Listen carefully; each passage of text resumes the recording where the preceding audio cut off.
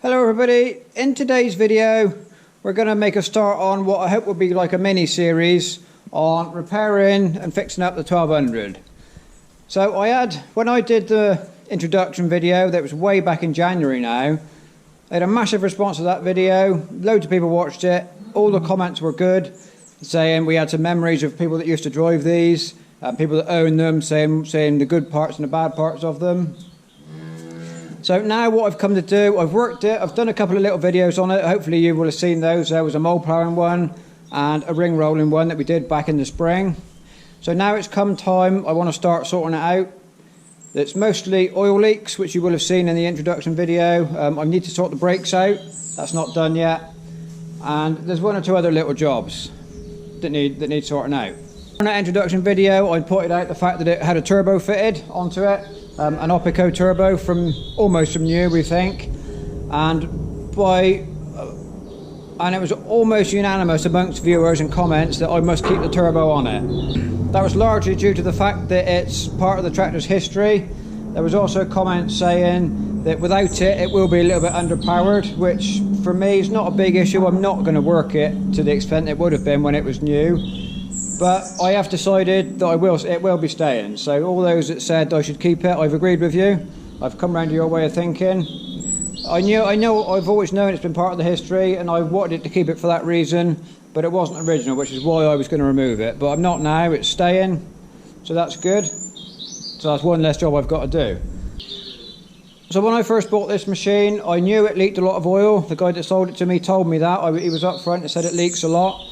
And I put a few leaks out in the video, the introduction video.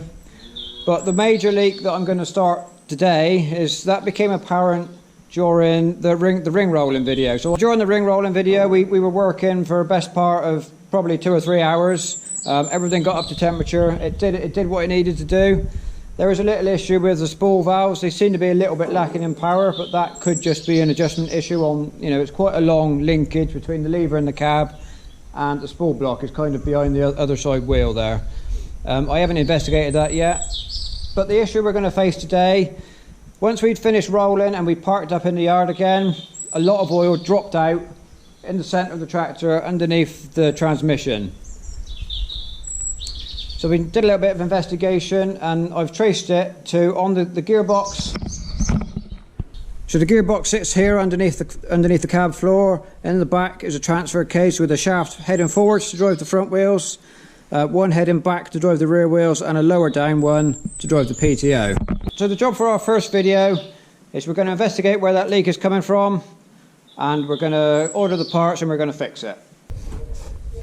Right, so here you can see the top one is the drive to the wheels, and the lower one in the bottom is the PTO.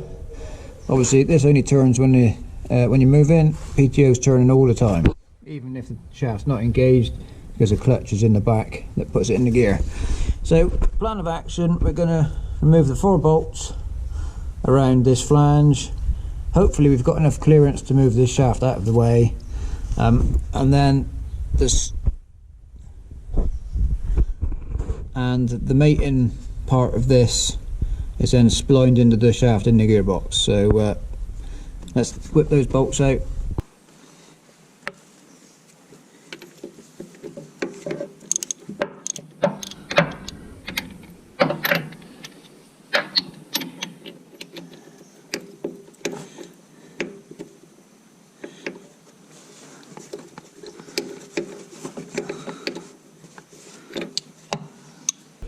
Right, so shaft is disconnected now.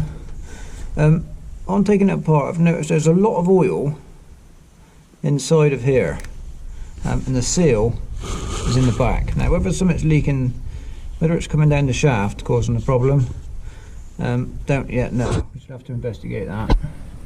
I wouldn't have thought there should be this much oil inside of here. So you can see I've taken the big nut in the centre off. The nut is not in the best of conditions, so I'll probably try and get a new one. You can see it's a bit chewed up. So let's see if we can pull that off and see what's behind.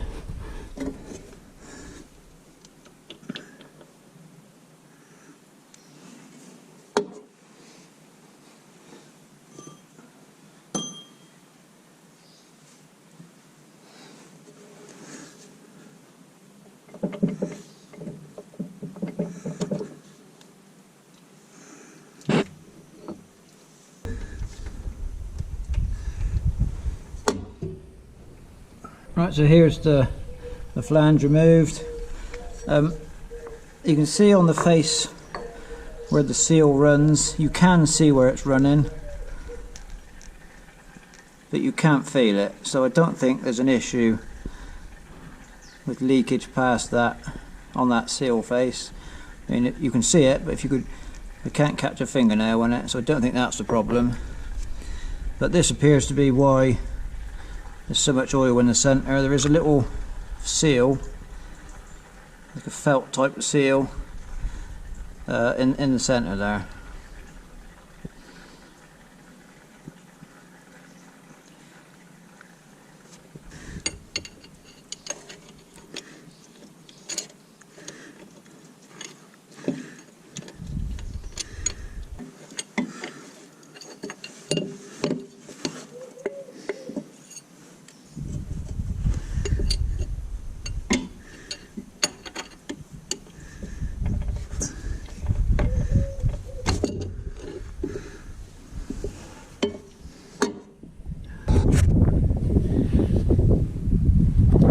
That's all good in there, there's no play in that bearing at all.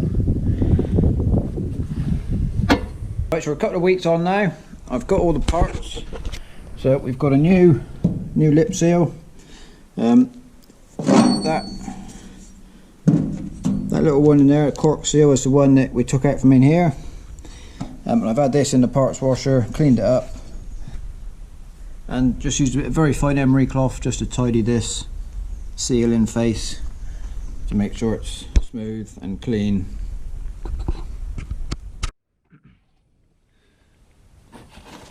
Right, so first thing, we're just going to rub around the inside where the seal sits just to make sure it's clean.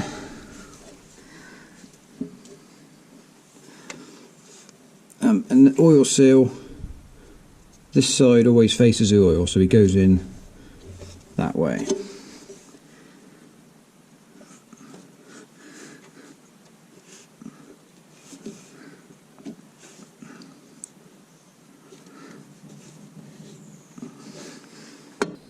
Right, so we're all back together. We got the seal in the behind.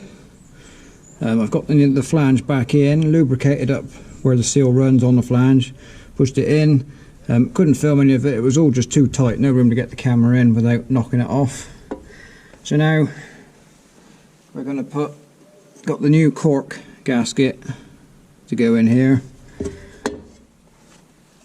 and because this is where it was leaking, I've just put a little bit of gasket sealer around there just to give it a final bit of a seal into that recess. Then the big washer goes on. Now I did say when we were stripping down I was going to get a new nut. They're not available, so I'm going to have to reuse the old one. There's nothing wrong with it as such, it was just a little bit damaged, but we'll put a bit of Loctite on and you reuse the old nut.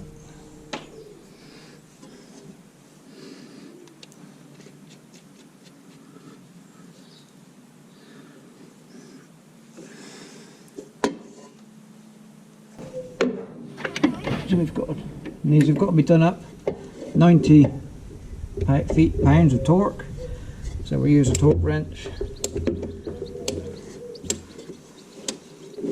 to get it done to the correct setting.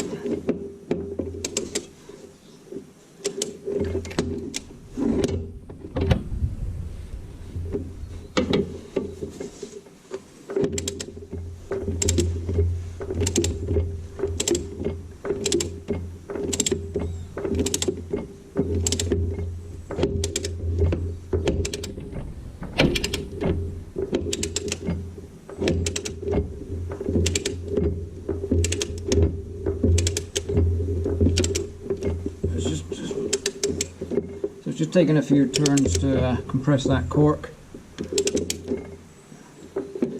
force it down into the recess.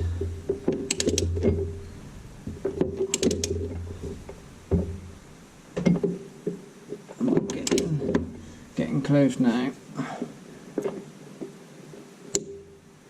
There we are. slipped off on the torque wrench.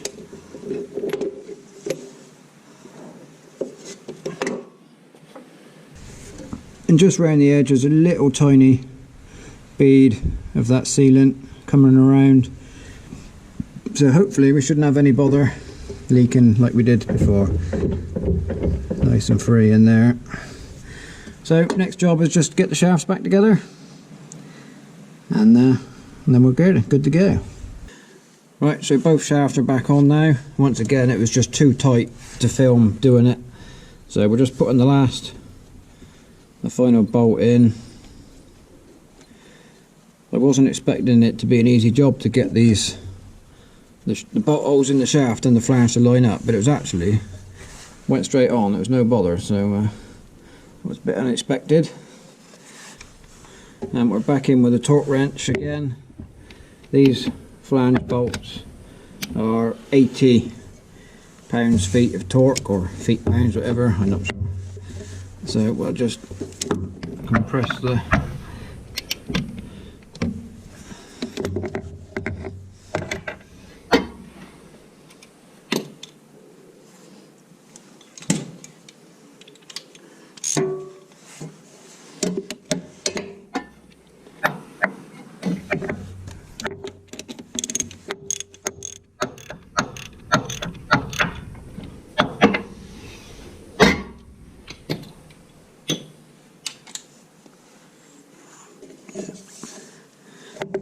We've got all new spring washers under these bolts, so it stay tight.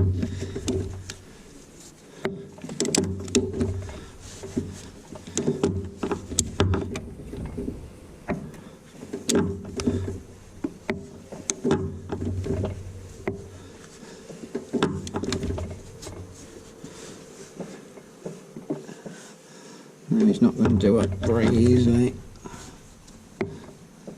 without moving.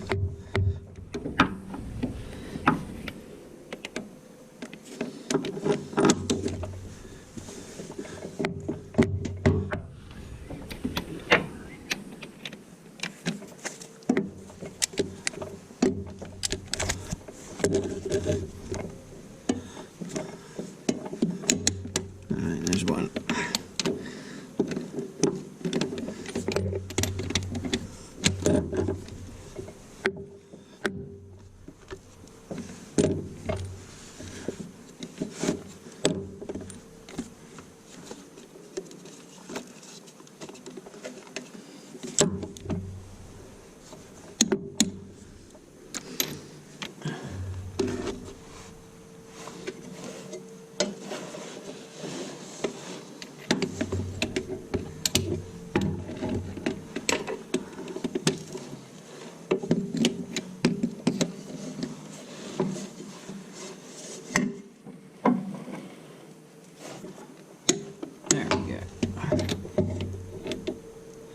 Couldn't get enough movement on that side, so we had to come round, but we got there now. There's one more just down the bottom to do.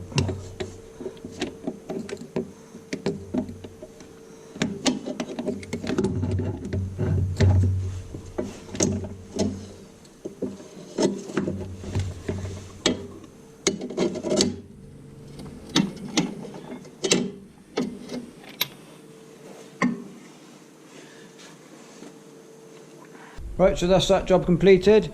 The one thing left to do is top up the oil level again. So I'm going to do that in a separate video, because we're going to do an upgrade on the filler on the 1200, and I think that will be worth doing separately, because it could help somebody else out in the future. Potentially won't find this video because it's kind of not what they're looking for. So that'll be next time when we do that upgrade. So thank you very much for watching, and we'll see you next time.